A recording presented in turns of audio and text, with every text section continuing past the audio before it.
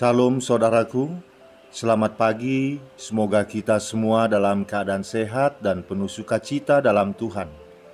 Marilah kita menggunakan waktu sejenak untuk berdoa, membaca dan merenungkan firman Tuhan sebagai sumber kekuatan, inspirasi dan motivasi bagi kita hari ini. Selasa 26 Oktober 2021. Sebelumnya mari kita berdoa. Bapa di sorga, kami bersyukur atas hari yang indah ini, hari yang penuh harapan. Kami akan merenungkan firman-Mu. Kiranya Roh Kudus menerangi hati dan pikiran kami, agar kami sungguh memahami firman-Mu. Dalam nama Tuhan Yesus Kristus kami berdoa. Amin. Firman Tuhan yang menyapa kita di pagi ini, Matius 5 ayat 9. Berbahagialah orang yang membawa damai, karena mereka akan disebut anak-anak Allah. Demikian firman Tuhan.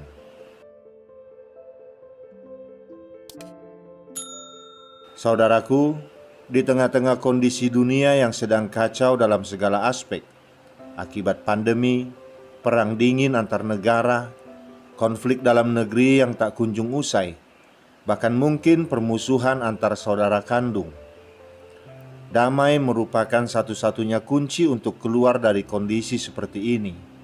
Dan damailah yang akan membawa kita kepada ketenteraman dan kebahagiaan. Kata damai dalam bahasa Yunani adalah eiren, atau dalam bahasa Ibrani shalom. Dalam bahasa aslinya, kata damai mengandung makna kesehatan, kesejahteraan, kemakmuran, dan lain sebagainya. Selain itu, dengan mengatakan damai berarti tidak ada perang, tidak ada persoalan, tidak ada pertengkaran, atau tidak ada konflik. Damai adalah segala sesuatu yang membuat dan membawa kebaikan bagi manusia. Berdasarkan arti kata damai itu, kita dapat mengartikan membawa damai adalah suatu upaya untuk membuat orang lain dapat menikmati kebaikan. Membawa damai adalah suatu tindakan aktif untuk menuntaskan persoalan, pertengkaran, konflik yang sedang dihadapi agar selesai. Jadi, membawa damai tidak sama dengan cinta damai. Mengapa? Karena cinta damai bukanlah suatu tindakan aktif. Misalnya, saat seseorang ada masalah dengan sesamanya, ia memilih diam saja dengan alasan tidak mau bertengkar. Padahal dengan diam saja, itu tidak menyelesaikan masalah, malah justru akan menimbulkan persoalan di masa mendatang.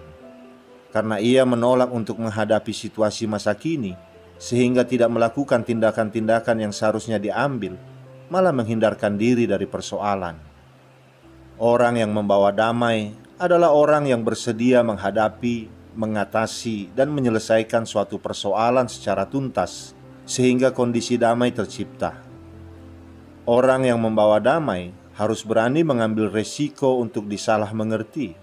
Bahkan terkadang usahanya tidak dihargai dan bisa saja gagal. Seorang pembawa damai juga adalah seorang yang bisa membawa diri dengan baik dan menciptakan suasana menyenangkan sehingga tidak menimbulkan kebencian dan permusuhan. Melalui nas bacaan kita hari ini, Tuhan Yesus mengingatkan kita agar kita menjadi pembawa damai bagi dunia yang penuh dengan kekacauan dan permusuhan ini, terutama di dalam lingkungan terdekat kita. Kita harus mendamaikan orang dengan orang dan juga mendamaikan mereka dengan Allah dengan cara memberitakan Injil kepada mereka. Mengapa orang-orang yang membawa damai disebut anak-anak Allah? Karena mereka melakukan pekerjaan yang dilakukan oleh Allah, sehingga tindakan mereka mencerminkan karakter dan sifat Allah, Sang Raja Damai. Allah disebutkan sebagai sumber damai sejahtera. Mengusahakan damai adalah pekerjaan Allah. Jadi, bukanlah wajar jika orang yang mengusahakan damai disebut anak-anak Allah.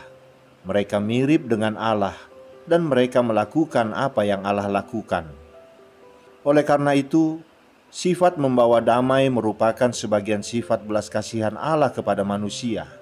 Sehingga kita sebagai anak-anak Allah pun akan membawa damai sejahtera sebagai wujud syukur atas anugerah keselamatan yang telah kita terima, dan juga sebagai tanda bahwa kita anak-anak Allah.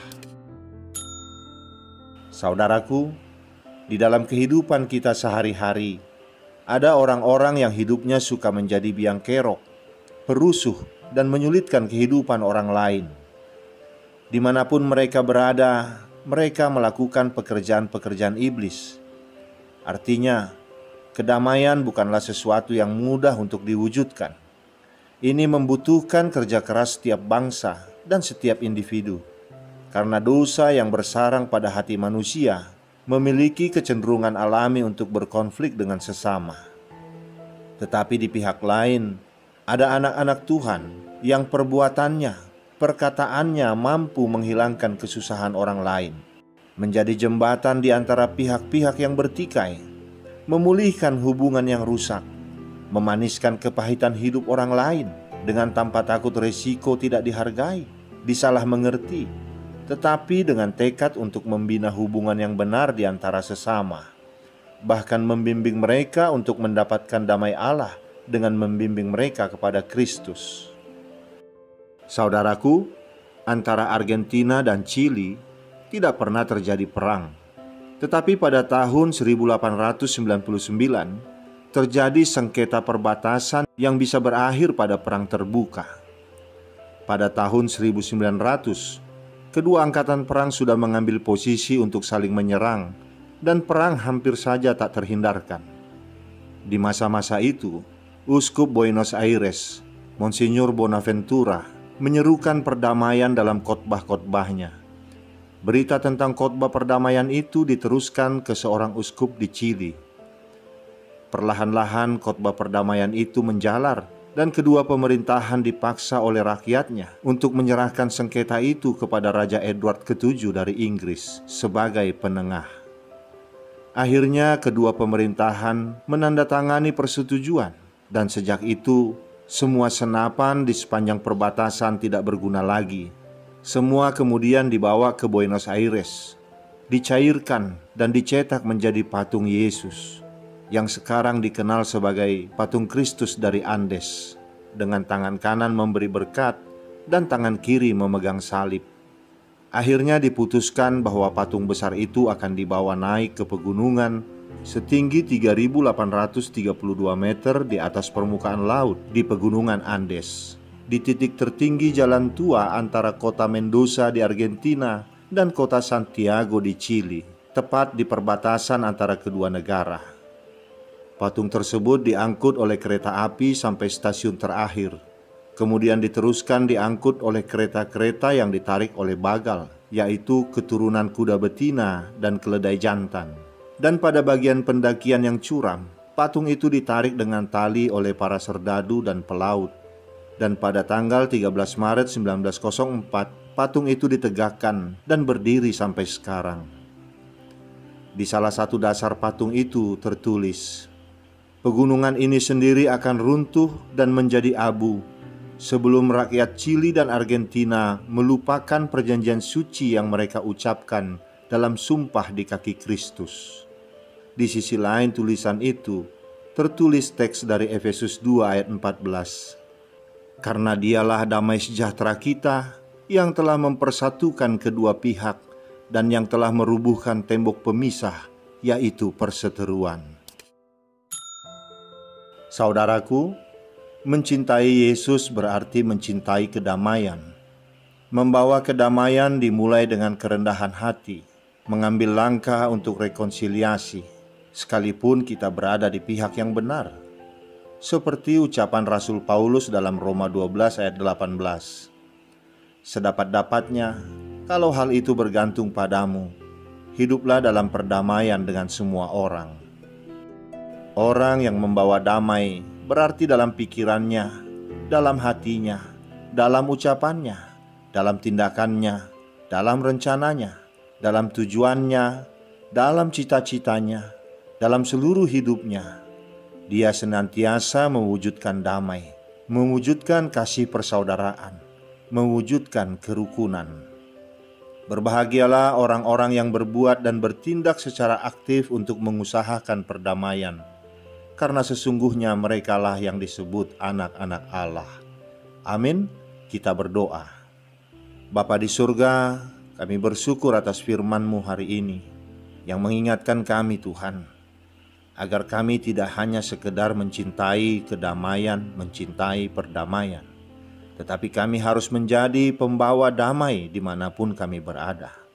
Di lingkungan kami yang berkonflik, di lingkungan kami yang berseteru, di lingkungan kami yang bertengkar, biarlah kami menjadi pembawa damai untuk situasi seperti itu. Ampunilah kami Bapa, jika selama ini kami menjadi sumber konflik, sumber pertengkaran, sumber perselisihan.